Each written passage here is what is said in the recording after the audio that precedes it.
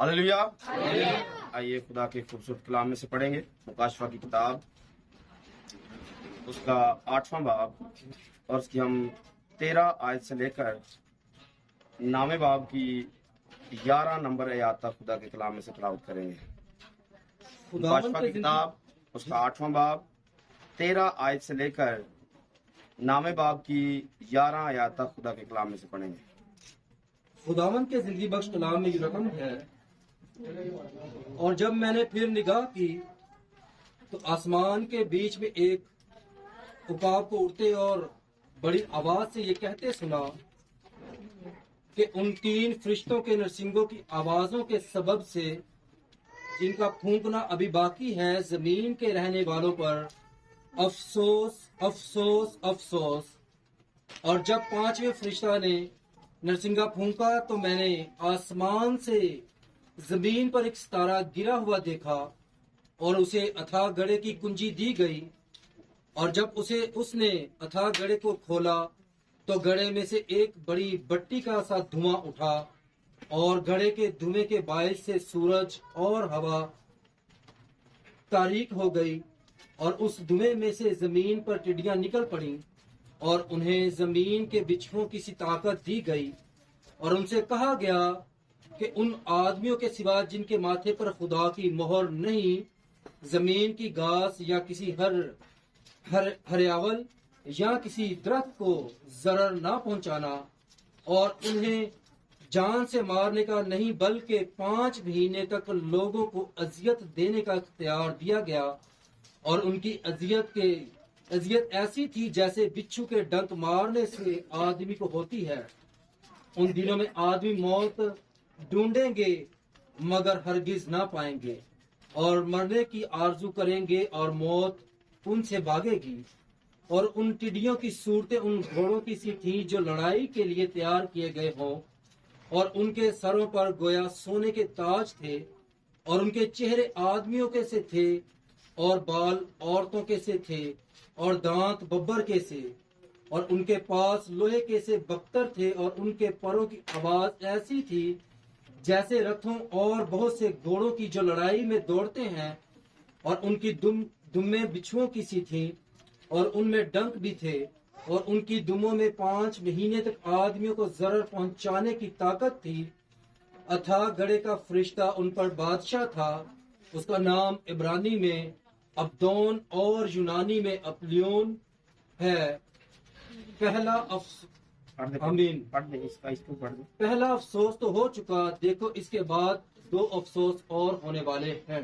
आमीन। खुदा इस कलाम के वसीले मुझे और आप सबों को बरकत बख्शे। आइए सब तशरीफ रखिए। Hallelujah hallelujah. खुदा उनकी शुक्रगुजारी करते हैं इस खूबसूरत वक्त के लिए जो खुदा ने हमें दिया है। और खुदा हमें दुनिया की तमाम परेशानियों से, तकलीफों से, मुश्किलों से निकाल कर अपने हुजूर लेके आया है। अपने खुदा के दिल से शुक्रगुजार है। खुदावंद हमें बार बार मौके फराहम करते हैं ताकि हम जो कलीसिया कहलाते हैं कामिल बन सकें, क्योंकि खुदा ने कलीसिया को कामिल करने के लिए सबसे पहली चीज तो कलाम है, लेकिन उसके बाद 5 तरह की खिदमात जो है वो कलीसिया में रखी, जिनमें रसूल, नबी, मुबश्शिर, उस्ताद, चरवाहे और उस्ताद हैं। बार बार खुदा हमें मिलाता है उस्तादों के साथ, चरवाहों के साथ, मुबश्शिरों के साथ, अपना कलाम देता है ताकि हम कामिल बन जाएं। याद रखिए, कामिल वही बनता है जो कोशिश में रहता है। कामिल वही बनता है जो जब कोशिश छोड़ दी जाती है बंदा रुक जाता है, बंदा दिन ब दिन फेल होना शुरू हो जाता है। लेकिन अगर कोशिश जारी रहे, कदम आगे बढ़ते रहे, तो एक दिन हम कामिल जरूर हो जाते हैं। अब्राहम की स्टोरी में हमने इस बात को सीखा है कि जब अब्राहम 75 साल की उम्र में निकला था तब अभी तक कामिल नहीं था, पर एक दिन आया, एक वक्त आया कि वो कामिल बना। और कामिल इंसान तब ही होता है जब इंसान गुनाह पर गलबा इख्तियार कर लेता है, अपनी ख्वाहिश पर गालिब आ जाता है और ख्वाहिश को अपनी जिंदगी से, गुनाह को अपनी जिंदगी से खत्म कर देता है। फिर ऐसे लोगों के लिए खुशखबरियां हैं, ऐसे लोगों के लिए मुबारकबादियां हैं, ऐसे लोगों के लिए इस्तकबाल है, ऐसे लोगों को खुदा पसंद करता है, ऐसे लोगों पर खुदा फख्र करता है। आमीन। मैं एक और चीज आपके साथ शेयर करना चाहूंगा जरूर। गुनाह में गिर जाना बड़ी बात नहीं, गुनाह में या गुनाह में गिरना इतनी बुरी बात भी नहीं, लेकिन गुनाह में पड़े रहना ये खतरे से खाली नहीं। क्योंकि दुनिया में सिवाय यीशु मसीह के कोई ऐसा शख्स नहीं है जो खड़ा होकर ये कह सके कि उसमें गुनाह है और मुझ में नहीं है। ये गुनाह पूरी दुनिया को अपनी लपेट में लिए हुए है। सारी दुनिया शरीर के कब्जा में। मैं कह रहा हूं कि अगर गुनाह में गिरे हैं तो इससे इतनी बड़ी प्रॉब्लम नहीं है। गुनाह में पड़े रहना, उससे बाहर ना निकलना मोहर करता है कि आप खुदा के नहीं हो। गुनाह में गिर जाना यह साबित नहीं करता कि आप खुदा के हो या नहीं हो। लेकिन गुनाह में पड़े रहना, क्योंकि लिखा है सादक 7 बार भी गिरे तो मैं उसे उठा खड़ा करूंगा। लेकिन शरीर गुनाह में गिरता है और पड़ा रहता है, ये बाहर निकलता नहीं है। अगर हमसे गलती हुई, गुनाह हुआ, किसी जगह पे प्रॉब्लम में है, तो अगर तो पड़े ही रहेंगे तो मतलब क्या निकलेगा? हम शैतान के हैं। लेकिन अगर गिरकर उठ जाएंगे तो समझ में आएगा कि हम खुदा के हैं। तो खुदा का कलाम हर रोज हमें यही सिखाता है कि हम इस गुनाह पर गालिब आ जाएं, हम कामिल हो जाएं।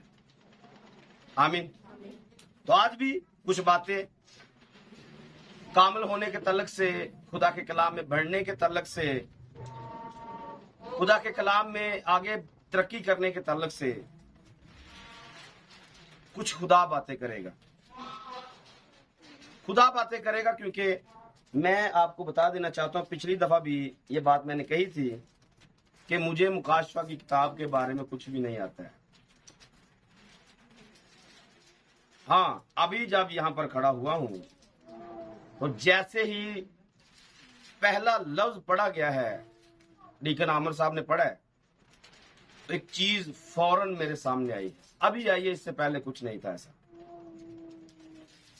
तो सारा क्रेडिट खुदा को जाएगा, मुझे नहीं जाएगा, क्योंकि मुझे इसका बिल्कुल भी इल्म नहीं था। बात शुरू करेंगे, बातों में क्या बातें खुदा देगा ये खुदा जानता है। लेकिन जो पॉइंट खुदा ने मुझे दिया है उसको मैं जरूर डिस्कस करूंगा, शुरू करूंगा। कोशिश यही की गई थी, पिछली दफा भी बताया गया था कि हम 5वें नरसिंगे को पढ़ेंगे। पढ़ दिया, लेकिन आज वहां पर जाया नहीं जाएगा। पढ़ दिया क्योंकि जैसे ही 13वीं आयत से स्टार्ट किया है तो कुछ बातें जो आज का मतलब सीखने वाली बातें उसको खुदा ने मेरे दिल में डाल दी। तो बात क्या है, अभी तक हमने 4 नरसिंगों पर गुफ्तगू की है। आज भी चौथे ही पर ज्यादा बात होगी, 5वें को शायद सिर्फ टच दिया जाएगा, फिर अगली दफा हम 5वें को स्टार्ट करेंगे। अभी तक पैगाम कितने हुए जी? 35 पैगाम। 36वां पैगाम आज जिसको सीखने के लिए हम यहां पर हैं। और फिर कह देना चाहूंगा कि जितने ज्यादा कलाम सुनते जा रहे हैं उतना ज्यादा वजनी होते जा रहे हैं, उतना ज्यादा हम कलाम की गिरफ्त में पकड़ते जा रहे हैं। एक दिन पहले भी बताया था मकड़ी के बारे में। मकड़ी जब जाला बुनती है तो बुनने के बाद फिर दरमियान में जब फंस जाती है, फिर उसमें जब तक रहेगी, जिंदा रहेगी, बाहर निकलने की कोशिश करेगी, मरेगी। तो कलाम ने हमें चारों अतराफ से घेर लिया है। आप कोई उज़र पेश नहीं कर सकते। हाँ, दूसरे लोगों के पास उज़र है। हम ऐसा सुनते हैं, हमें इस बात का इल्म नहीं है, हमें ये बताया नहीं गया है, इसका भी इल्म नहीं है, ये भी नहीं सीखा है, ये भी नहीं सीखा है। पर जब हम लोगों को बताते हैं, हमारे बच्चे लोगों को बताते हैं, तो लोग ये कहते हैं कि हमें इन बातों का इल्म नहीं है। तो फिर एक तरफ तो फख्र है और दूसरी तरफ फंदा है। जब आपने लोगों को बता दिया तो मतलब क्या हुआ? आपने सीखा हुआ है, आपके अंदर कलाम है। होना भी चाहिए, होना भी चाहिए, क्योंकि पिछले 2 सालों से तकरीबन कलाम अंदर भरा जा रहा है और पूरे ध्यान के साथ भरा जा रहा है। हाँ, कुछ मिस्टेक्स जरूर रहती हैं, हर दौर में रहती हैं। वो जरूर हम सब इकरार करेंगे कि कुछ मिस्टेक्स हैं अभी तक, और बहुत जल्द वो भी निकल जाएंगे। लेकिन इसका मतलब ये नहीं है कि कलाम नहीं है। कलाम है, कलाम अंदर आ चुका है, सच्चाई अंदर आ चुकी है। हम गुजरे वक्त को भी तकरीबन जान चुके हैं और आने वाले वक्तों में क्या होने वाला है उससे भी वाकिफ हो चुके हैं। आप आमीन कह सकते? आमीन कह दिए तो फंस गए। आमीन कह दिए, आप फंसे, आप इससे बाहर नहीं है, क्योंकि आप मेरे साथ एग्री हैं कि हमें पता है, हमें पता है। कल परसों पे काम दिए रोमियो के खत में, पता है तो तैयारी कितनी है। नौकर को अगर पता चल जाए कि मालिक की मर्जी क्या है और वो तैयारी ना करे, ज्यादा लोहे के डंडे के साथ मार। मालिक का पता चल गया, मालिक आ रहा है, मालिक का ये काम है, मालिक ने ये जिम्मेदारी दी है। अगर पता चल गया है, तैयारी नहीं पकड़ी है, ज्यादा मार खाए। हाँ, अगर किसी को पता नहीं था फिर उसने मार खाने के काम किए, मार उसको भी पड़ेगी। ऐसा नहीं कि उसको पड़नी नहीं है, क्योंकि उसने तैयारी ना जानने की कोशिश की ना तैयारी की। बाकी बातें हम देखा देखी कर लेते हैं। उसने ऐसा किया, मुझे भी करना चाहिए। फलाने ये काम किया, मुझे भी करना चाहिए। आज 14 अगस्त है, 14 अगस्त है। 14 अगस्त में देखा देखी सब कपड़े पहन रहे, तूतियां वाजे ले रहे। क्या किसी ने बोला? देखा देखी। अगर देखा देखी ये हो, तैयारी क्यों नहीं है? अगर हम दुनिया को देखकर कुछ कर सकते हैं, फिर दुनिया को देखकर तैयारी क्यों नहीं कर सकते? हमारे अजीज, हमारे रिश्तेदार, हमारे लोग, कलीसिया के लोग, जब हम उनको देखते हैं कि वो आगे बढ़ रहे हैं, वो आगे, हम क्यों नहीं बढ़ सकते? बाकी बातों में, बाकी कामों में जिद हो सकती है, खुदा के कलाम के लिए क्यों नहीं? अगर एक बंदा शैतान को कुचल रहा है, उसको देखकर हम क्यों नहीं कुचल सकते हैं? इसके लिए कुछ क्यों नहीं कर सकते? देखा देखी सही, कोई इशू नहीं है। अगर आप हसद में आकर भी खुदा का काम करेंगे, आप पास हो जाएंगे, ये गारंटी है। अगर किसी को देखा देखी आप चर्च खोल लेंगे, आपकी इबादत पूरी हो जाएगी। ऐसा बाइबल में लिखा हुआ है। आदमियों की वजह से हुआ। इसके साथ, यीशु मसीह के साथ एक दिन एक लोगों ने कंप्लेन की, और कंप्लेन ये की कि फलां जगह पे भी कुछ लोग हैं, वो तेरा नाम लेकर मुनादी कर रहे। तो यीशु ने क्या कहा? जो हमारे खिलाफ नहीं है वो हमारे, आप हसद में करो, आप यीशु के बगैर, राब्ते के बगैर करो, मतलब काम तो कर रहे हो ना। किसका? कोई ना कोई फायदा जरूर मिलेगा। और जो बिल्कुल करता नहीं है, जानकर भी जो नहीं करता है, उससे वो लोग अच्छे निकल जाएंगे जो हसद में काम कर रहे। वैसे हसद करना नहीं चाहिए। मैं सिर्फ एक ऑप्शन दे रहा हूं, अगर ऐसा करते हैं तो इसका भी फायदा हो जाएगा। देखा देखी लोगों को करें, उसने किया है मैं भी करूंगा, उसने किया है मैं भी करूंगी, आपको फायदा जरूर मिलेगा, नुकसान नहीं होगा। हाँ, अगर आप खुलूस नीयत से सही दिल से कलाम को सीख कर रूहुल कुदस को हासिल करके काम करेंगे, इसका तो फिर ज्यादा बेनिफिट है। आमीन। आइए अपने हवाले की तरफ आएंगे। चौथा नरसिंगा क्या है? चौथा नरसिंगा फूंका गया, क्या हुआ? जब चौथा नरसिंगा फूंका गया क्या हुआ? सूरज, चांद, सितारों पर सदमा पहुंचा है। ये मैंने पिछली दफा बताया। ये कब कब पूरा हुआ है? पहले दिन के साथ। बोल दीजिए, कुछ बता दीजिए ताकि आसानी हो जाए, फिर बात आगे बढ़े। पहले दिन को पहली मोहर के साथ जोड़ा, पहले प्याले के साथ जोड़ा। और चौथे दिन को पहले दिन के साथ जोड़ा था, नहीं, चौथे दिन को चौथे दिन के साथ। चौथे दिन को चौथे दिन के साथ जोड़ा था,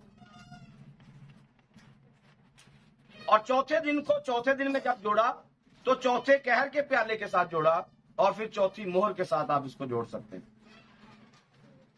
लेकिन आज एक नई चीज जो मेरे सामने आई है वो आप तक पहुंचाना चाहता हूं, इसलिए मैंने कहा कि उस तक नहीं पहुंच सकते। नई क्या है, आइए मैं आपके साथ शेयर करता हूं। वापिस आएंगे मुकाशफा की किताब में तीसरे नंबर पर। अब पहले आपने गिनती कर लेना खुद से, दूसरे बाब से कलीसियाई जमाने शुरू होते हैं। चौथा कलीसियाई जमाना ढूंढिए कौन सा है?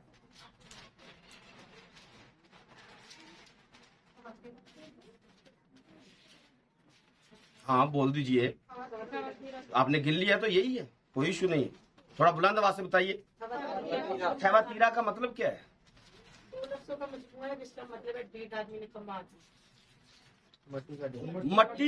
मट्टी का ढेला, मिजाजन, निकम्मा आदमी। मिजाज मतलब मिजाजन कहा जाता है किसी निकम्मे आदमी को जहां पर बैठता है बैठा ही रहता है, कोई भी काम करें कहे करने के लिए करने को तैयार, क्योंकि निकम्मा है। अच्छा, इसको पढ़ना शुरू करेंगे, इसके बारे में क्या लिखा हुआ है? थवातीरा के कलीसिया के फरिश्ता को ये लिख। अच्छा, इस फरिश्ते को भी जोड़ना है इसके साथ। चौथे ने नरसिंगा फूंका तो थवातीरा के फरिश्ते ने नरसिंगा फूंका। थवातीरा के पादरी ने कलाम किया। इसी को आपने सारे जितने कलीसियाई जमाने हैं सात के साथ सातों के साथ मैच करना है। चार को तो अभी करेंगे, पांचवें को फिर अगली दफा करेंगे। इसलिए मैंने कहा था कि आगे नहीं बढ़ सकते, क्योंकि जैसे ही काम बात शुरू हुई है तब खुदा ने मुझे ये बात मेरे अंदर डाली। यहां से पढ़ो, यहां पर क्या लिखा है। इससे पहले मैंने पढ़ा नहीं है, अब पढ़ेंगे, क्योंकि खुदा ने बोला है, खुदा बात बताएगा कि इसमें क्या है। पढ़िए। और थवातीरा की कलीसिया के फरिश्ता को ये लिख कि खुदा का बेटा जिसकी आंखें आग के शोला की मानिद है, मानिंद और पाँव खास पीतल की मानिंद। पाँव जो है वो खालिद जो है पीतल की मानिद है। ये फरमाता है कि क्या? मैं तेरे कामों और मोहब्बत और ईमान को खिदमत को सबर को तो जानता हूँ, और ये भी कि तेरे पिछले काम पहले कामों से ज्यादा है।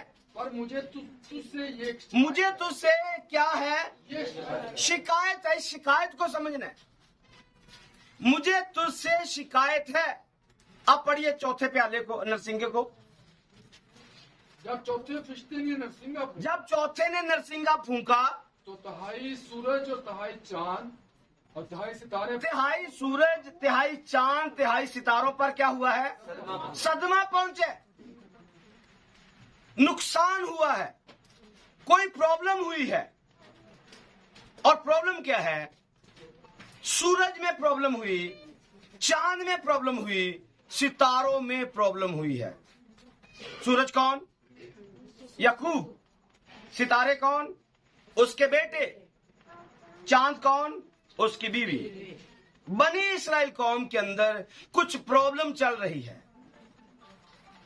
आगे आकर आएंगे। सूरज कौन? यीशु मसीह। चांद कौन? कलीसिया। सितारे कौन? कलीसिया के खादम, या दूसरे नंबर पर कलीसिया के लोग भी कह सकते हैं, इसमें कोई प्रॉब्लम नहीं है। खादम कहेंगे तो ये भी सही है, या इसको ज्यादा अगर बेहतर करना है तो रसूल कहेंगे। 12 रसूल हैं। आगे तशबीहात के अंदर हम भी आ जाएंगे। लेकिन यहां पर 12 रसूल, वहां पर 12 कबीले, वहां पर याकूब सूरज है, यहां पर यीशु सूरज है। वहां पर इस्राइल जो है वो चांद है, अब बीवी जो उसकी है वो चांद है। यहां पर यीशु की बीवी कलीसिया चांद है।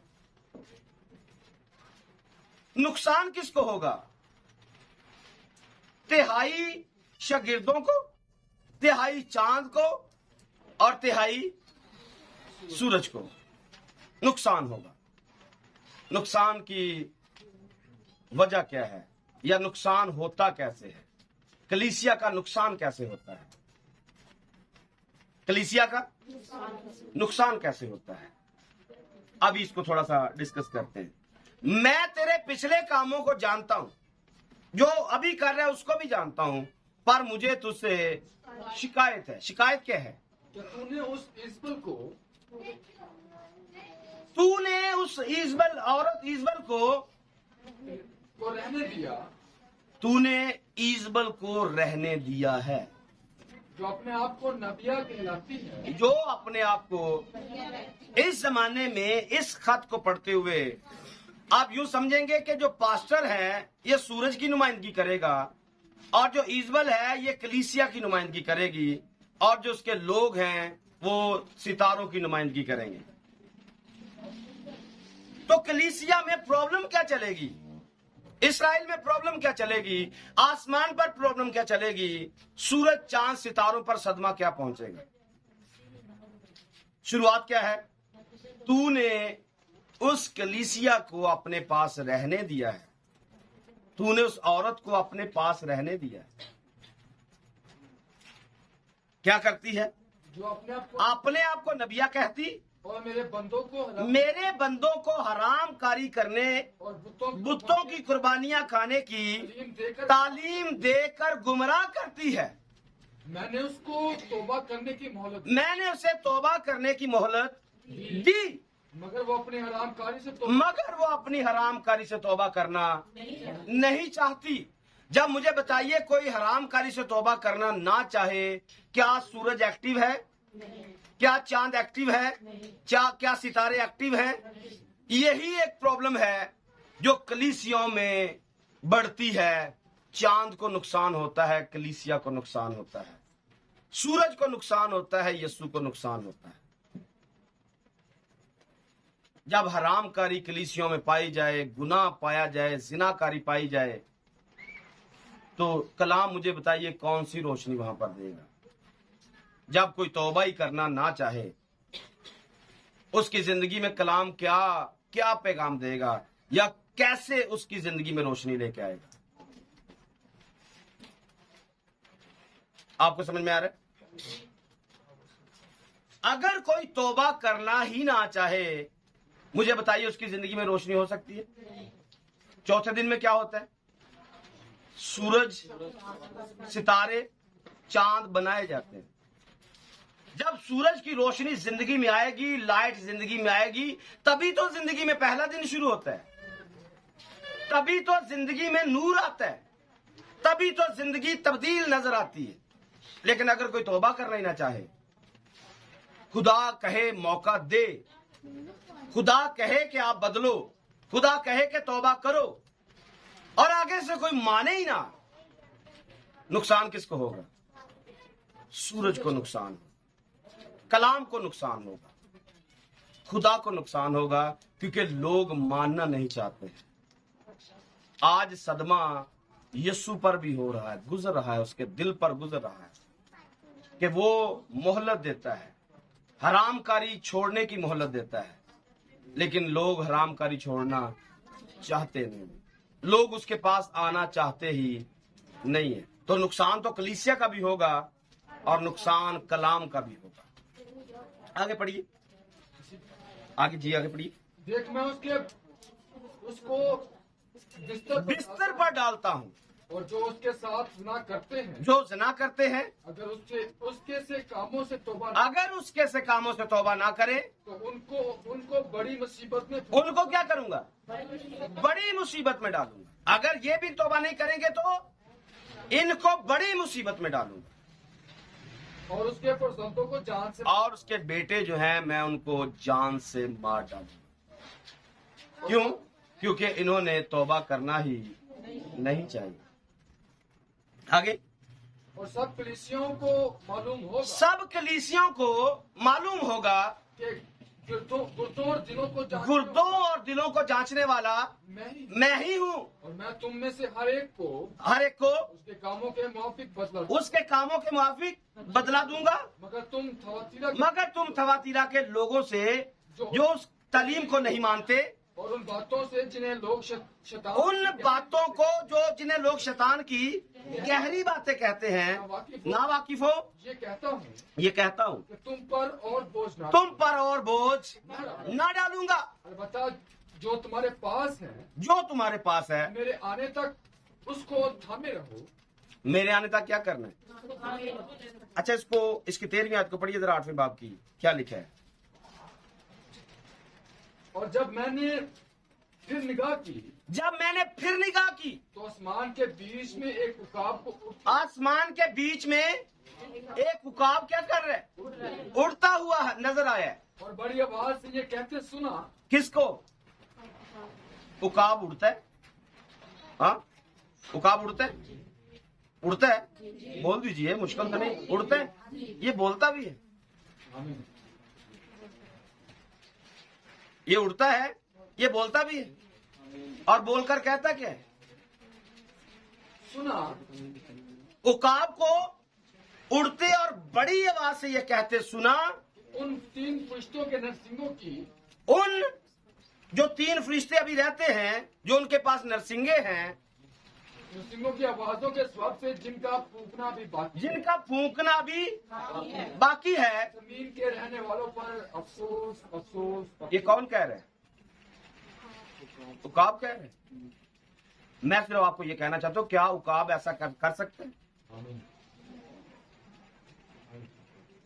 उकाब मायने नहीं रखता है।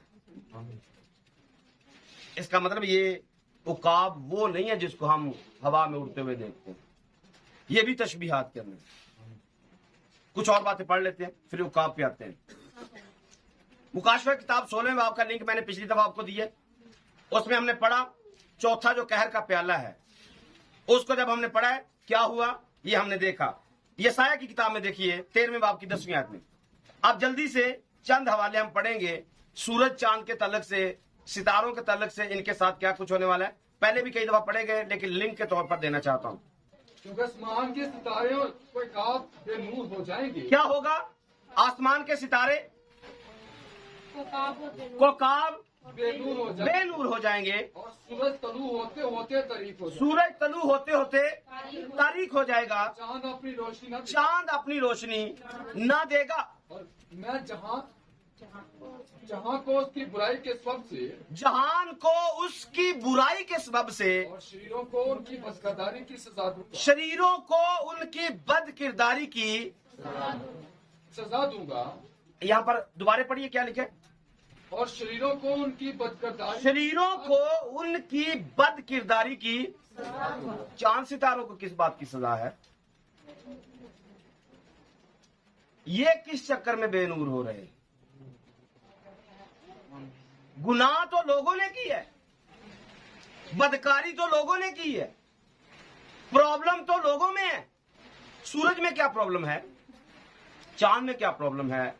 सितारों में क्या प्रॉब्लम है? तो याद रखिए, मैंने पहले बताया हुआ है कि पहली बाइबल खुदा ने फितरत में लिखी है। पहली बाइबल, ये चांद सूरज सितारे ये कोई और नहीं, ये हमारी जाती, हमारी अपनी तस्वीर है।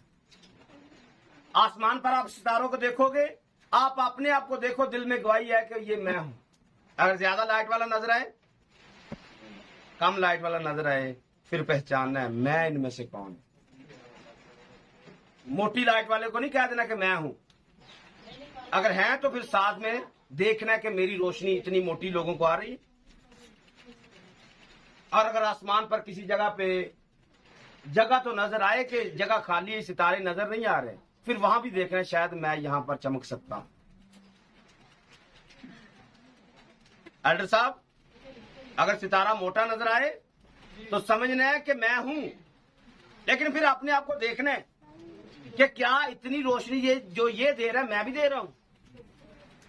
अगर थोड़ी मध्यम रोशनी नजर आए फिर भी देखना है, हिसाब लगाना है और मध्यम सितारों के साथ देखना। अगर जगह खाली है तो फिर वहां भी देखना है कि इधर मैं लग सकता हूं अगर रोशनी नहीं दे रहा हूं।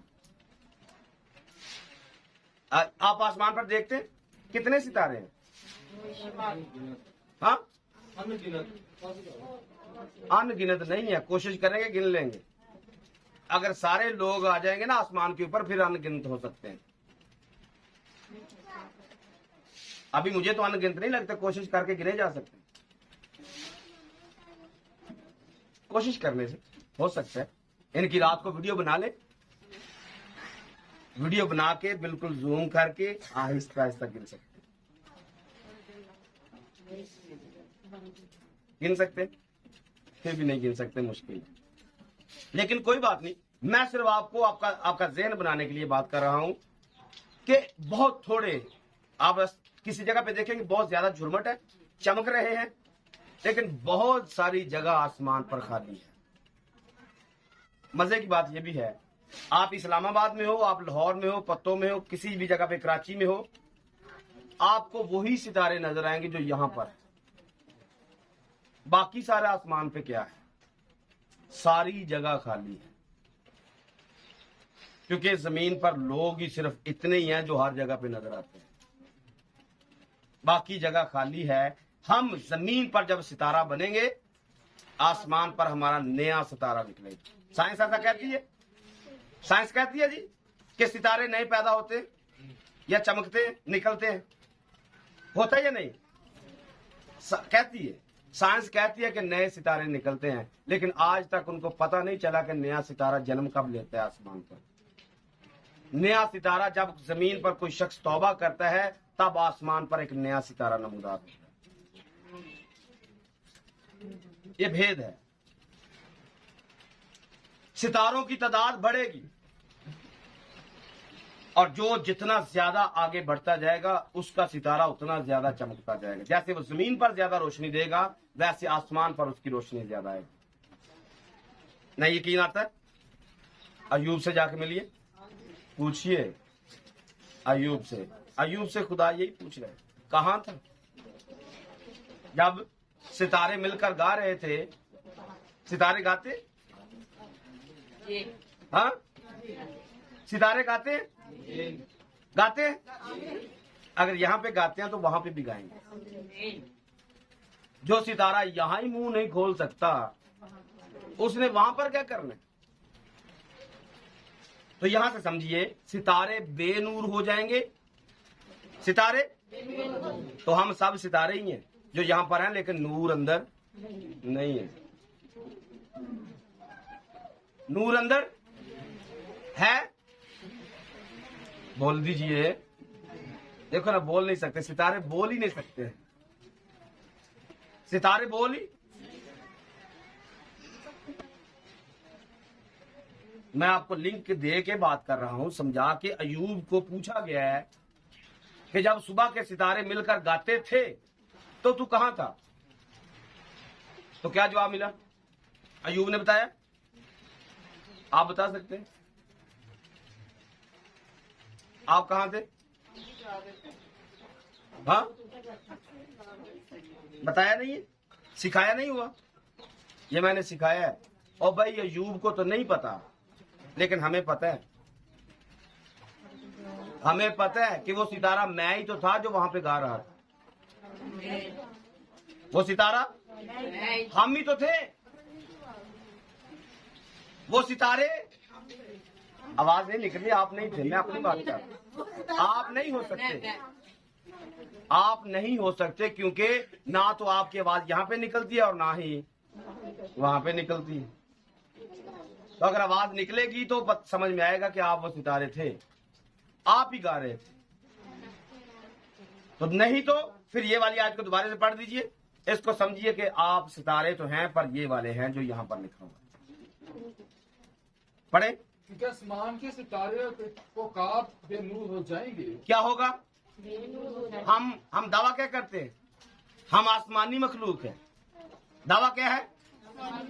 लेकिन नूर अंदर, नूर नूर बेनूर हो चुके हैं। और ये कब हुआ? हम इसको लिंक कर रहे चौथे नरसिंगे के साथ। तिहाई सूरज, तिहाई चांद, तिहाई सितारों पर सदमा पहुंचा। सदमा पहुंच चुका है। जिस जमाने में हम जिंदगी बसर कर रहे हैं, इसमें सितारे बेनूर हो चुके हैं। सितारे रोशनी देना बंद कर चुके हैं। अपने आप को खुदा के लोग कहने वाले, मुकद्दसीन कहने वाले आज बेनूर हो चुके हैं। और ऐसा क्यों हुआ? कब हुआ? जब चौथे नरसिंगे ने फूंक दिया है। तीसरे नरसिंगे में तो शायद कुछ बेहतर था, लेकिन चौथे नरसिंगे में क्या चला? सितारे बेनूर होना शुरू हो गए। पहले हमने तीनों में देखा कि जमीन पर, दरख्तों पर, उन पर जरर पहुंचता है, लेकिन चौथे में जब आया तो समझ में आया कि ये तो मट्टी के ढेले बन चुके हैं, ये निकम्मे हो चुके हैं, ये सारे के सारे निकम्मे हो चुके हैं। ज़बूर 14 में ऐसा लिखा है, सब के सब गुमराह और सब के सब निकम्मे। तलाश की जाती है, कोई नजर आए। खुदा कहता है मैं आया, मैंने देखा, मैंने आवाज दी, पर कोई ना मिला। हाँ ठीक है, 7वीं 8वीं आयत में शायद पढ़ सकते हैं, 14वें बाब में, 14 ज़बूर में तीसरी आयत पढ़ दे। तीसरी आयत को पढ़ दे। वो सब के सब गुमराह हुए हैं, वो सब के सब गुमराह हुए, वो बाहम नजिस हो गए, वो बाहम मिलकर, वो सारे के सारे मिलकर गंदे हो गए। कोई नेकोकार नहीं, कोई नेकोकार नहीं, एक भी नहीं। क्या उन सब बदकिरदारों और कुछ इल्म नहीं? क्या उन सब बदकारों को कुछ इल्म नहीं? वो मेरे लोगों को ऐसे खा जाते, वो मेरे लोगों को बदकार ऐसे खा जाते हैं जैसे रोटी। जैसे मेरे लोगों को सारे बदकार मिलकर ऐसे खाते जैसे रोटी खाई जाती। अगर कोई खुदा की तरफ जाना चाहता है तो उसको सारे बदकार मिलकर खाने की कोशिश कर लेते हैं, सारे बदकार सलाह करके उसको खाते हैं। बाहम मिलकर नजिस हो गए।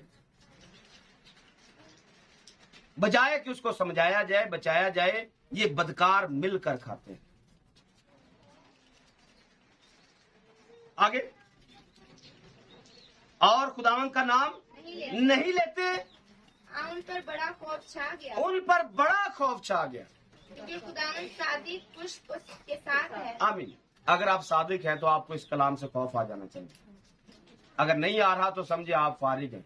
आप सितारे तो हैं, लेकिन बेनूर सितारे, जिनमें तारीकी ही तारीकी भरी। हवाला याद आ रहा है यहूदा का, एक ही खाते, एक ही बाब है, सॉरी,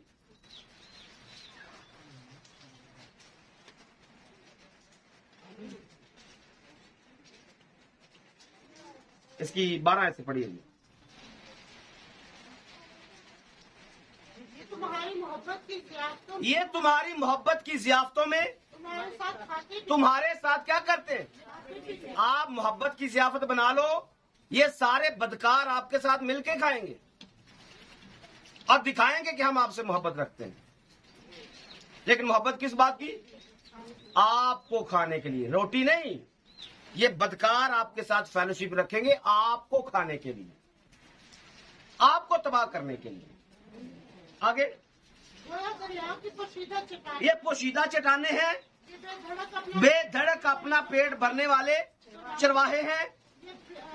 पानी के बादल, ये बेपानी के बादल हैं जिन्हें हवाएं उड़ा ले जाती, जिन्हें हवाएं उड़ा ले जाती हैं। ये पतझड़ के बेफल दरख्त, ये पतझड़ के बेफल दरख्त हैं जो दोनों तरफ से मुर्दा और जड़, जो दोनों तरफ से, जिस्मानी रूहानी दोनों तरफ से क्या है, मुर्दा और जड़ से मुर्दा और जड़ से उखड़े हुए हैं। पढ़े आगे। ये समंदर की पुरजोश मौजें, ये समंदर की पुरजोश मौजें, जो अपनी बेशर्मी की झाग ये ऐसे बेशर्म हैं कि अपनी गुफ्तगू बेशर्मी के साथ लोगों के साथ बताते हैं।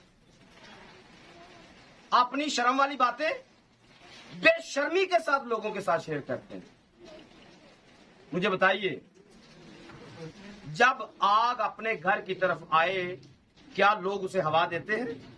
लेकिन ये बदकार लोग अपने घर की आग को हवा देते हैं ताकि हमारा घर जलकर राख हो जाए।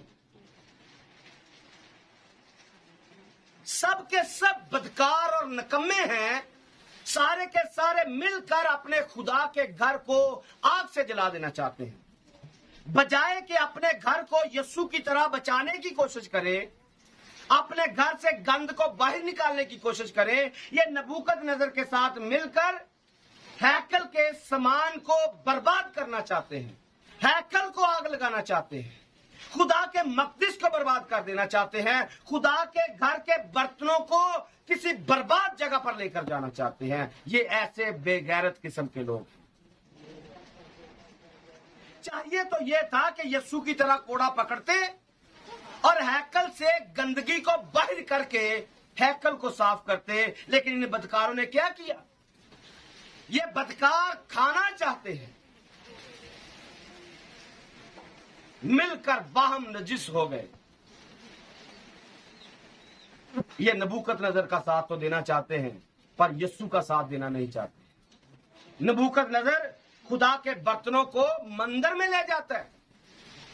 मैं ये कह देना चाहता हूं, अगर बदकार किसी रास्तबाज को, गौर से सुनिए, अगर बदकार मिलकर भी किसी रास्तबाज को मंदिर में ले जाएंगे, सुनिए, अगर बदकार मिलकर किसी रास्तबाज को शैतान के पास ले जाएंगे, जैसे ही वो उनमें मैं डालकर पिएगा, जैसे ही कोई रास्तबाज को इस्तेमाल करेगा, खुदा बेड़ा गर्क करके रख देगा।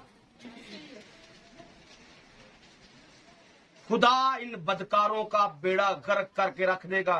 रास्तबाज तुम्हारे लिए खुदा के घर में भी खतरनाक है, या तुम्हारे साथ आकर भी खतरनाक है।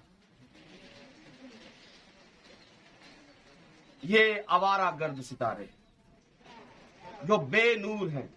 आगे पढ़ दीजिए, इसको पूरा कीजिए। ये वो आवारागर्द सितारे, ये वो आवारा गर्द सितारे हैं जिनके लिए अब तक बेहद जिनके लिए अब तक बेहद तारीकी दरी है। अगर आप में नूर नहीं आ रहा, समझे ये आपके लिए है मेरे भाई, ये पैगाम आपके लिए है। अगर आप में कलाम नहीं है, कलाम की रोशनी नहीं है, ये सारी की सारी बातें आपके लिए हैं, किसी और के लिए नहीं है। ये डायरेक्ट है, अपना अपना नाम इसके साथ जोड़ लीजिए बस। अगर आप में रोशनी नहीं है, आसमान के सितारे बेनूर हो जाएंगे। आसमान के सितारे, अगर आप में रोशनी नहीं है, आपके अंदर रोशनी नहीं है, कलाम नहीं है, आप बेनूर हो चुके हो, आप आसमान से गिरा दिए गए हो। आप ही वो सितारा हो जिसने पूरे घर का सिस्टम तबाह किया है। आपकी वजह से कड़वाहट जिंदगियों में आई है, आपकी वजह से लोगों का जीना हराम हुआ है, लोग मर रहे हैं, आपकी वजह से लोग खुदा से दूर जा रहे हैं। सितारे पढ़ रहे, इन सितारों पे सिर्फ अपना नाम लिखना, सिर्फ आपने, कि मेरी वजह से क्या कड़वाहट आ रही है, क्या मेरी वजह से चांद पर, कलीसिया पर सदमा पहुंच रहा है, क्या मेरी वजह से यीशु बदनाम हो रहा है, क्या कलीसिया बदनाम हो रही है, क्या हमारे खानदान के लोग बदनाम हो रहे हैं? अगर तो यस है तो समझ लीजिए आप ही वो सितारा है जो आसमान से गिर चुके हैं। आप मेरी बात से एग्री करते हैं? अगर करते हैं, महफूज कीजिए अपने आप। कलाम की रोशनी अपने अंदर आने दीजिए, कलाम को अपने अंदर आने दीजिए। इस दुनिया की स्पिरिट से बाहर निकलिए, इस दुनिया की शैतान की स्पिरिट से बाहर निकलिए। नहीं निकलेंगे, प्रॉब्लम में आ जाएंगे। अगला वाला एक और पढ़ लेते हैं, 24 बाब की 23 आयत को पढ़िए। यशाया। जब रब्बुल फ़ाज को सिय्योन पर और यरूशलेम में अपने बुजुर्ग बंदों के सामने हशमत के साथ संसद करेगा। क्या लिखा है? जब रब्बुल फ़ाज कोहे सिय्योन पर यरूशलेम में अपने बुजुर्ग बंदों के साथ सामने हशमत के साथ हुकूमत करेगा। इसको यूं समझिए, जब चक्षजात के अंदर इस मज़बा पर खुदा अपने बुजुर्ग बंदों के सामने हशमत के साथ सल्तनत करेगा, जब कलाम यहां पर हुकूमत करेगा, जब कलाम की हुकूमत यहां पर होगी, जब इस मज़बा पर कलाम की हुकूमत होगी, खुदा की हुकूमत होगी, तो क्या होगा? चांद मुस्तरब, मुस्तरब मतलब बेचैन, बेकरार। जब यहां पर कलाम बयान किया जाएगा, कलाम की बादशाहत होगी, कलीसिया कैसी हो जाएगी? कलीसिया बेचैन हो जाएगी, बेकरार हो जाएगी, क्योंकि इसे पता चलेगा कि हम खराब जा रहे हैं। और सूरज शर्मिंदा होगा, और जो कलाम पहले सुना दिया गया वो भी शर्मिंदा होगा, क्योंकि कलीसिया अपनी राह से हटी हुई है। ये मट्टी के ढेले के सिवा कुछ नहीं है। ये किसी ईजबल के साथ जिंदगी बसर कर रही है, ये किसी इखियब के साथ जिंदगी बसर कर रही है। खुदा आपको आग में से देख रहा है। खुदा का बेटा जिसकी आंखें आग के शोला की मानद है, वो कलीसिया को देखता है। और कलीसिया कहां पर जा चुकी है? कलीसिया नहीं, अभी कलीसिया हरामकारी में से गुजर रही। इस पॉइंट को समझिए, कलीसिया अभी तक गुनाह में से गुजर रही। जब कलाम यहां पर खड़ा होकर बात करता है तो गुनाह नजर आता है। कलीसिया को बेचैन हो जाना चाहिए, बेकरार हो जाना चाहिए। ये रूहानी है, लेकिन आने वाले दिनों में इसराइल के साथ भी ऐसा होगा, फिर चांद सितारों के साथ भी ऐसा। ये फितरत में आपको नजर आएगा।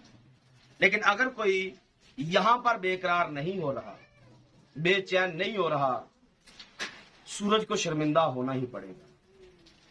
सूरज को, कलाम को शर्मिंदा। मैंने कौन कौन सी चीज इनके सामने नहीं रखी, मैंने कौन कौन सा भेद इनके सामने खोल कर नहीं रखा, मैंने कितनी सफाई के साथ इनके सामने बातें रखी, लेकिन सूरज को शर्मिंदगी हो। कलीसिया अगर बेचैन नहीं हुई, सूरज को शर्मिंदगी होगी, कलाम शर्मिंदा हो जाएगा। लेकिन याद रखिए, जब वो कहर में आएगा, जब वो, फिर चौथा प्याला इसके साथ पढ़ लीजिए क्या होता है। 16वें बाब की 8वीं आयत को। अकेले अपना प्याला सूरज पर उल्टा, फिर उनके आदमियों को आग से झुलस देने का इख्तियार दिया।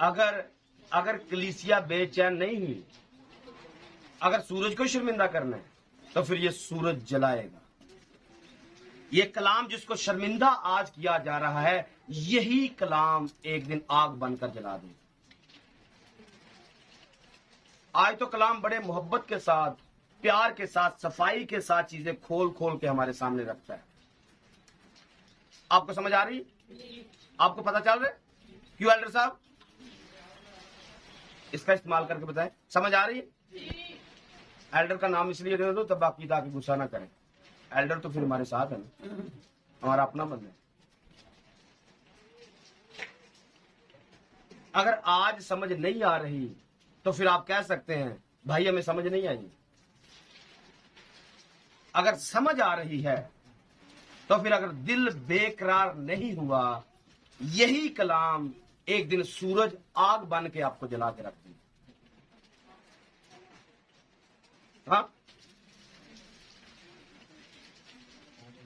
यही कलाम आग बनेगा, जलाकर राख कर देगा। कितनी देर शर्मिंदगी बर्दाश्त करेगा? कितनी देर तक ये शर्मिंदा होता रहेगा? हर रोज आता है, खोल खोल के रखता है, ऐसा कर लो ऐसा हो जाएगा। रास्ते में चलते चलते मदई के साथ सुलह कर लो, नहीं तो फिर मुनसब के हवाले हो जाएंगे। फिर ये कलाम मुनसब बन के आपके सामने खड़ा हो जाएगा। और आप ये भी नहीं कह सकते गवाह ले आओ, गवाहों की जरूरत, वकील ले आओ, वकील की जरूरत। जिसने फैसला करना था वही तो आके समझा रहा था, वही तो आके, और उसकी नहीं मानी तो उसको तो कुछ पूछने की जरूरत भी नहीं है। जज साहब खुद ब खुद साइन करेंगे, इनको वहां फेंको जहां रोना और दांतों का पीसना है। कुछ और पढ़ते, बंद करना चाह रहा हूं लेकिन कुछ बातें और दे देना चाहता हूं क्योंकि बारिश चल रही है। यिर्मयाह 4 बाब की 23 आयत को पढ़िए।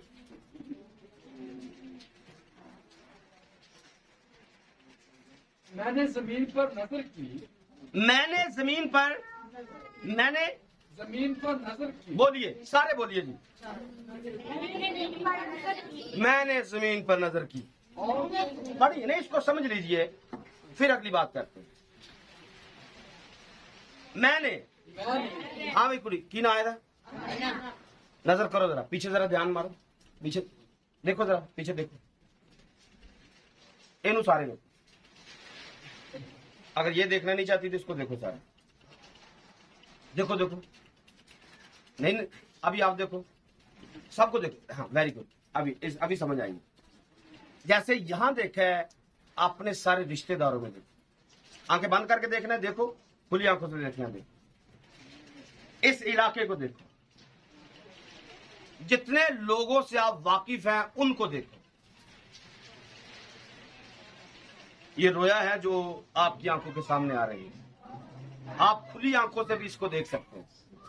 जितने लोग हमारे लिंक वाले हैं उन पर निगाह करके देखो, बीवी को देखो, शोहर को देखो, बच्चों को देखो, सबको देखो।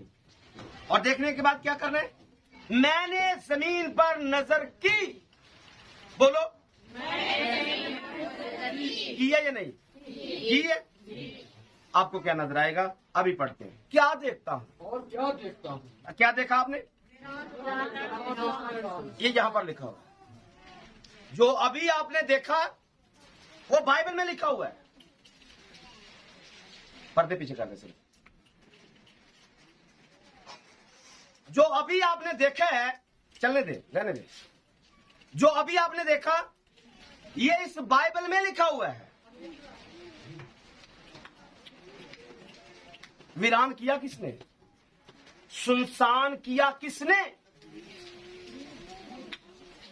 मैंने निगाह की, जमीन पर देखता हूं वीरान। और आप इसको पैदाइश की किताब में पहले बाब में दूसरी आयत में जाकर लिंक कर सकते हैं। जब खुदा जमीन पर निगाह करते हैं तो क्या नजर आता है? जमीन वीरान। और आपको क्या नजर आया? जमीन वीरान और सुनसान।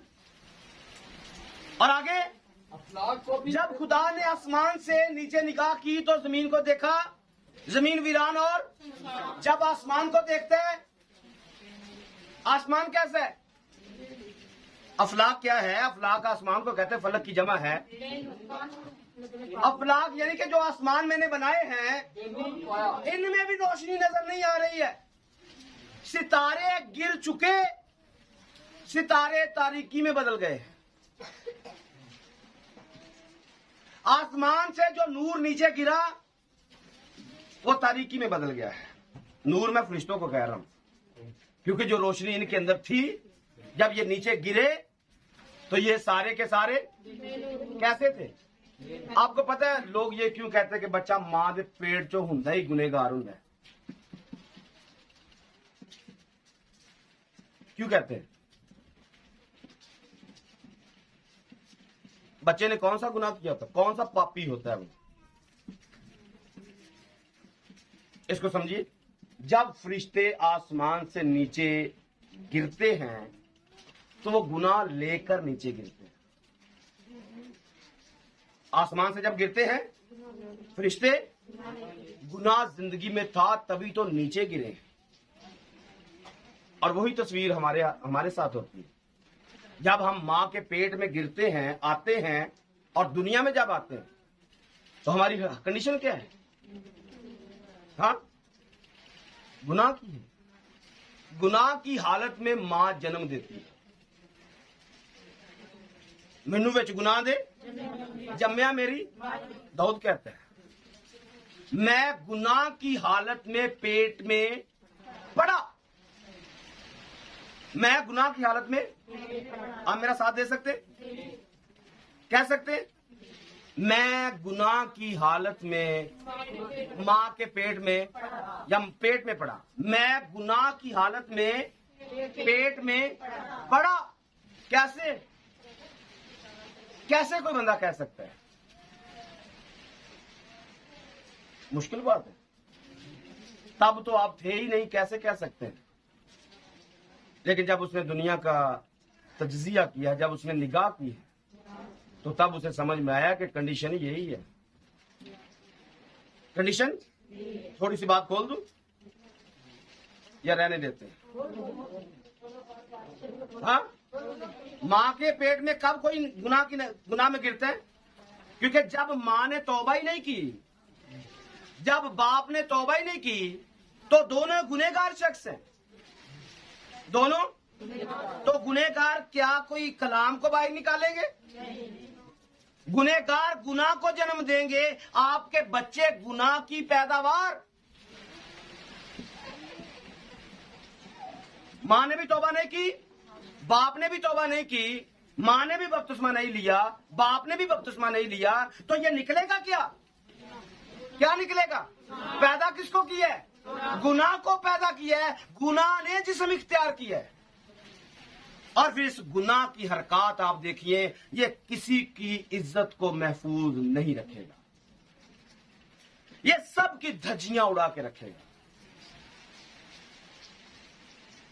कोई रिश्ता इसके सामने कुछ अहमियत नहीं रखता है, कोई चीज इसके सामने मायने नहीं रखती है। इसने अपनी ड्यूटी पूरी करनी है, क्योंकि ये गुनाह पैदा हुआ है और इसने गुनाह को प्रमोट करना है, इसने बदी को प्रमोट करना है, इसने बदी को खरोद कर निकाल कर लोगों के सामने रखना है। मोहब्बत क्या कहती है? एक है बहुत से गुनाहों पर पर्दा डालती है। मोहब्बत बहुत से गुनाहों पर, लेकिन गुनाह लोगों को नंगा करता है। अगर आप में ये हरकत है, समझ लीजिए आप गुनाह का मंबा है, इसके अलावा आप कुछ भी नहीं है। आप पैदा ही गुनाह हुए हैं। अगली बात क्या है? और करूं या काफी है? आवाज कम हो रही है। जब कुछ शख्स, ये मैंने पिछले सेमिनार में बताया, जिनको खुदा जोड़ता है वो फर्क होते हैं। जिनको खुदा जोड़ता है वो लोग फर्क होते हैं, और जिनको ख्वाहिश जोड़ती है वो लोग, जब ख्वाहिश के साथ मिलती है, पैदा क्या होगा? गुनाह पैदा होगा। और ये ऐसे लोग तौबा करने को तैयार ही, ऐसे लोग तौबा करने को, खुदा की बात को मानने को तैयार ही नहीं होते हैं। तौबा करने के बाद भी ये सूरों जैसी जिंदगी बसर करते हैं, दोबारा गंदगी में जाते हैं। दाऊद को कहना पड़ता है, मेरी मां ने मुझे गुनाह में जन्म दिया, क्योंकि ये ऊपर से जब गिरे थे तो नीचे आकर बेनूर हैं, और इन्हीं बेनूर सितारों में नूर भरने के लिए कलाम जमीन पर उतरा है। अभी भी आपको समझ में नहीं आया? यार है, हम कौन है? हम सितारे जो आसमान से नीचे गिरे, और गिरे किस हालत में? गुनाह की हालत में, बेनूर की हालत में। ये कलाम हमारे अंदर रोशनी भरने के लिए आता है, ये कलाम हमें लाइट देने के लिए आता है। अगर लाइट आप अंदर नहीं ले रहे, साबित कर रहे हैं कि हम सांप की पूंछ के साथ नीचे गिर चुके हैं, हमने लानत की कसम खा ली, हमने बदलना ही नहीं है। हमने इब्लीस के साथ सौदा किया है, अपनी जान का, अपनी रूह का, अपने बदन का हम नहीं बदलेंगे। यीशु ने कहा जब तक कोई नए सिरे से पैदा ना हो वो खुदा की बादशाही में दाखिल होना दूर की बात देख भी नहीं सकता। तो अगर आपको मेरी बातों की समझ आ रही है, साबित करें अपनी जिंदगी के अंदर आप सांप नहीं हैं, साबित करें कि आप गुनाह का मंबा नहीं है, साबित करें अपनी जिंदगी में हम खुदा के लोग हैं, साबित करें कि मैं वो सितारा हूं जो आसमान पर गाया करता था। जब जमीन अभी बन रही थी तब मैं था जो वहां पर गा रहा था, वरना हालत क्या है। चौथा नरसिंगा फूंका गया, सारे के सारे नीचे। आज फूंका जा रहा है चौथे नरसिंगे का पैगाम। अगर आप बेनूर हैं, अगर आप, ये कलाम वापिस आपकी याददाश्त आपको दिलाने के लिए आया है, ताकि आप ये ना कहें कि मुझे बताया नहीं था। तस्वीर खोलकर आपके सामने रख दी। अगर नहीं समझ आ रही है वीडियो को दोबारा से देखिए, ऑडियो पैगाम को दोबारा से सुनिए, जब तक आपको समझ ना आए बार बार सुनिए मैंने आपके सामने क्या रखा। बल्कि मैंने नहीं, मैंने शुरू में इकरार किया था मुझे किसी बात का कोई इल्म नहीं है कि मैंने क्या कहना है। मैं अभी भी अपनी बात पर कायम हूं, मुझे इन बातों का कोई आइडिया नहीं था कि मैंने ये करनी है। ये जो भी पैगाम आया है ये खुदा की तरफ से डायरेक्ट आया है। खुदा आपको आपकी याददाश्त वापस दिला चुका है। खुदा हमें दिखा चुका है कि हम कौन से सितारे हैं। आवारागर्द सितारे मोहब्बत में तो साथ बैठ के खाते हैं, लेकिन अंदर से बेड़ा गर्क करते हैं। बदलेंगे या नहीं ये आपका फैसला है। हवाले लिख लीजिए, 6-7 हवाले सिर्फ लिखेंगे, पढ़ना इसमें से कोई भी नहीं है। हेज़ेकियल 32 बाब की 7-8 आयत है। हेज़ेकियल 32 बाब की 7-8 आयत है। यूएल 2 बाब की 10 आयत, 2 बाब की 31 आयत। यूएल 2 बाब की 10 और 31 आयत है। आमूस 8 बाब की 9 आयत है। खुरूज की किताब 10 बाब की 21 से 23 आयत है। और दूसरा क्रंथियों 4 बाब की 4 आयत है। इसको पढ़ना जरूरी है। दूसरा क्रंथियों 4 की 4 और इसके साथ दूसरा थस्सलुनीकियों है 2 बाब 9वीं आयत से 12वीं आयत तक। ये भी खास हवाला है। लोग झूठ को सच और सच को झूठ समझते हैं। लोग इस मुनादी को शायद झूठ समझ लेंगे, लेकिन जो बचने वाले हैं वो इसको समझ लेंगे कि खुदा ने मेरे साथ बात की, खुदा ने मेरी हालत मुझे दिखाई है। पढ़ दीजिए दूसरा क्रंथियों 4 की 4। यानी उन बेईमानों के वास्ते जिनकी अक्लों को इस जहान के खुदा जिनकी अक्लों को इस जहान के खुदा ने, बोल दीजिए क्या किया है, अंधा शख्स बेनूर होता है। सितारे कैसे हो जाएंगे? सितारे कैसे होंगे? बेनूर, यानी कि सितारे अंधे हो जाएंगे। सितारों को नजर नहीं आएगा हमारी हालत क्या है। आज लोगों को नजर नहीं आ रहा हमारी हालत क्या है। और किया किसने? किया किसने? जहान के खुदा ने। और 5वां नरसिंगा ऐसे ही शुरू होता है। 5वें नरसिंगे को जब गिरा हुआ देखा है तो उसे एक कुंजी दी गई अथाह गढ़े की। क्या पढ़ा? क्या पढ़ा है? एक कुंजी दी गई अथाह गढ़े की। और भाई जो नीचे गिरे हैं, सुनिए, जो आसमान से नीचे गिरे हैं, बंद हैं, ये चाबी है भाई, खोलने जितने बाहर निकालने निकाल लो, जितने बाहर निकालने हैं। और ये निकलेंगे, करेंगे क्या? लोगों को तकलीफ देंगे। लोगों को ऐसे सितारे, इनके अंदर जहर इतना होगा, ये अपनी पूंछ से, दुम से, अपनी यानी कि मुंह पर ये आपको सही बात करेंगे, लेकिन ये अपनी दुम से, अपने पिछवाड़े से, अपनी गीबत से ये आपके अंदर ऐसा जहर डालेंगे, आप 5 महीने तक अजियत सहते रहो। आपकी गुफ्तगू से, आपके किरदार से, आपकी उन हरकतों से, आपकी उन बातों से, आपकी उन गुफ्तगू से जो आप किसी की पीठ पीछे करते हो, आप जहर डाल रहे हो, साबित कर रहे हो मेरे पापा ने, शैतान ने मुझे अथाह गढ़े से बाहर निकाला है। मैं उसकी मर्जी पूरे करने के लिए आया हूं, या इस जमीन पर आई हूं, ना कि अपने बाप की जो आसमान पर रहता है। आप अथाह गढ़े से निकले हो, आप आसमान से उतरे हो, आप अपने आप को देखिए, आप कौन सा फंक्शन अदा कर रहे हैं जमीन के ऊपर?